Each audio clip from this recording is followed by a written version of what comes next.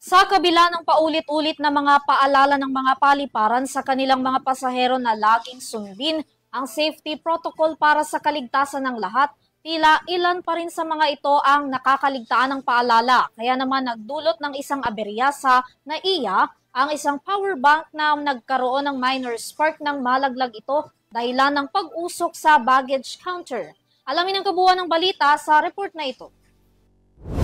Nagpaalala ang Department of Transportation o DOTR sa mga pasahero na laging sumunod sa mga ipinatutupad na safety protocol sa mga paliparan tuwing sila ay babiyahe. Ang paalala, kasunod ng kamakailang smoke incident sa baggage counter area sa loob ng NAIA Terminal 1 kung saan nabalot ng usok ang paligid.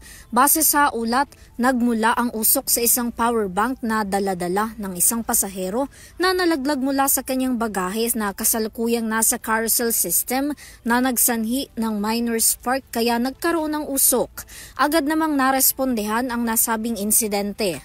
Ayon sa New NAIA Infra Corporation, walang naiulat na nasugatan o iniwang pinsala ang smoke incident sa pasilidad ng paliparan. Fully operational din daw ang baggage carousel matapos itong itest. Hindi rin daw ito nagdulot ng kahit anong pagkaantala sa operasyon ng airport. Pinapurihan naman ng DOTR ang mabilis na aksyon ng New NAIA Infra Corp sa hindi inaasahang nangyari sa NAIA Terminal 1. Para sa EuroTV News, Vanessa Cleofas sumasaludo sa bawat Pilipino.